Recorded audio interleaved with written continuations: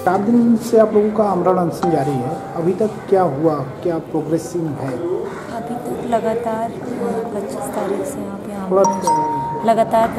से यहाँ पे आमरण अनशन जारी है। आज चौथा दिन है आमरण अनशन का, लेकिन अब तक 2 से 3 बार DSW चीफ प्रॉक्टर आए हैं, लेकिन वो लगातार दबाव बना रहे हैं छात्रों के ऊपर, माता पिता के ऊपर दबाव बना रहे हैं, लेकिन किसी भी मांग को मानने के लिए वे तैयार नहीं है। हम लोगों से कल रात को भी वे वार्ता करने आए। हम लोगों ने कहा सर जो भी आप हमारी बातों को मानने के लिए यदि तैयार है तो हमें लिखित तौर पे दे दीजिए, लेकिन ना तो अभी तक DSW ने लिखित तौर पे दिया है, ना चीफ प्रॉक्टर ने। और सुनने में आ रहा है, हम लोगों ने पहले ही बात कही थी कि अगर आपके ऑथेंटिकेशन में ये चीज़ें नहीं आती हैं, आप नहीं इसको लागू कर सकते हैं, नहीं ला सकते हैं, तो हम लोगों की एक संयुक्त वार्ता विश्वविद्यालय के कुलपति व जिलाधिकारी से साथ में करवा दीजिए। लेकिन उसके लिए भी चीफ प्रॉक्टर सर कल बहुत ज़्यादा गुस्से में अग्रेसिव हो गए और कह रहे हैं नहीं BC सर नहीं मिलेंगे, जबकि कल वाइस चांसलर सर ने पूरे विश्वविद्यालय में अपना एक सर्वे किया था, सभी जगह घूमे थे वो, लेकिन DSW ऑफिस को केवल मात्र यहाँ को छोड़ दिए। सोचिए आप कि ये छात्र कल्याण अधिष्ठाता का कार्यालय है और यहाँ को छोड़ करके पूरे यूनिवर्सिटी का भ्रमण किया है BC ने। तो क्या उनको जानकारी नहीं थी कि यहाँ पे एक बच्चा जो आत्महत्या कर ले रहा है, जिसकी संस्थानिक हत्या हो रही है, उसके माता पिता यहाँ आमरण अनशन पे बैठे हैं। आज चौथा दिन है, किसी घर में वैसे ही इतना बड़ा दुख का पहाड़ टूट पड़ा हो और वो माता पिता आकर के अपनी न्याय की लड़ाई लड़ रहे हों, और विश्वविद्यालय की BC का इतना ईगो आ गया कि वो आम छात्रों से और किसी के माता पिता से नहीं मिलने आ सकते हैं। तो इन्हीं सब चीज़ों को हमारी बहुत साधारण सी मांगे हैं जो विश्वविद्यालय के अंतर्गत आती हैं। हॉस्टल प्रोवाइड करना एडमिशन के 15 दिन के अंदर, ये विश्वविद्यालय के अंदर की मांग है। दोषियों को गिरफ्तार करना, चीफ प्रॉक्टर द्वारा FIR नहीं लिखाई गई, दोषियों की गिरफ्तारी के लिए विश्वविद्यालय भी प्रशासन को पत्र लिख सकता है।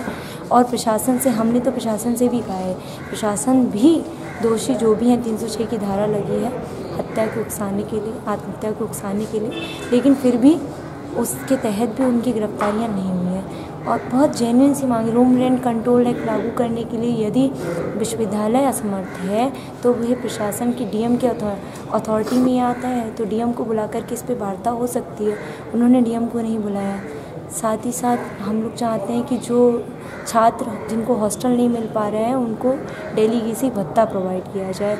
GNU मेस का पैसा 2000 रुपये स्टूडेंट देता है, जो इसकी भी आय 8 लाख से कम होती है, लेकिन इलाहाबाद विश्वविद्यालय इस तरह का कोई भी भत्ता कुछ भी नहीं था। बल्कि यहाँ पे स्कॉलरशिप का आप डेटा उठाकर देख लीजिए, जितना टोटल स्टूडेंट है 36,000 लगभग, उससे 50% से ऊपर स्टूडेंट ने स्कॉलरशिप के लिए अप्लाई किया। तो आप अंदाज़ा लगा सकते हैं कि यहाँ पे 8 लाख से कम इनकम वाला स्टूडेंट कितना ज़्यादा है।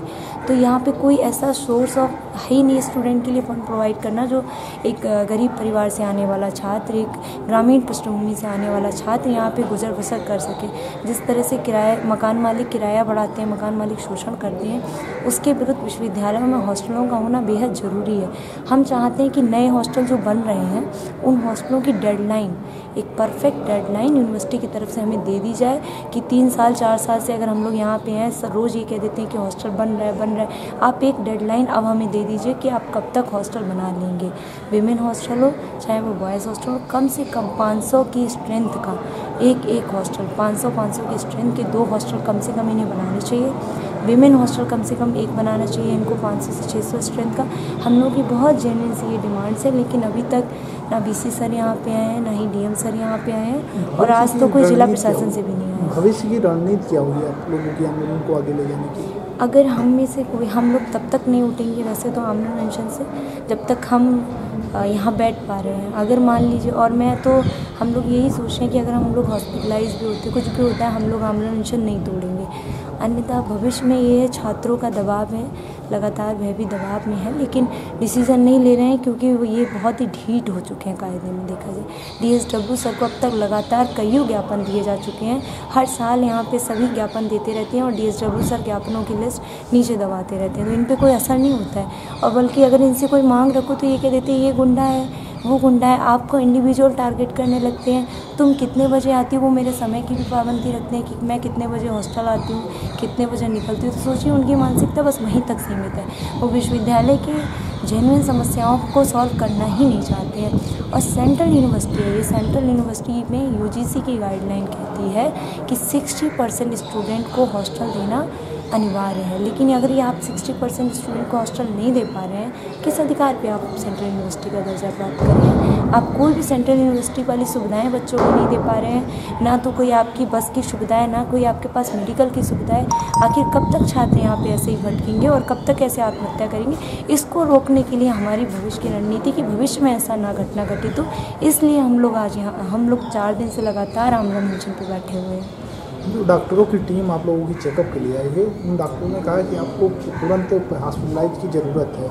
हाँ, मेरा शुगर लेवल 52 आया है, तो इसीलिए उन्होंने क्या कहा आप कि लोग शुगर लेवल हॉस्पिटलाइज नॉर्मल 90 से 110 या 20 होना चाहिए, लेकिन मेरा 52 आया है, काफ़ी लो है। लेकिन हम लोग हॉस्पिटलाइज, जब तक हम लोग बोल ले रहे हैं, खड़े हो रहे हैं, चल रहे हैं, हम लोग हॉस्पिटलाइज नहीं होंगे। और हमें नहीं लगता कि अभी हम हॉस्पिटलाइज होंगे जब तक हमारी मांगें नहीं पूरी होती। हम लोग यहीं बैठे रहेंगे, हम हॉस्पिटल भी नहीं जाएंगे। धन्यवाद।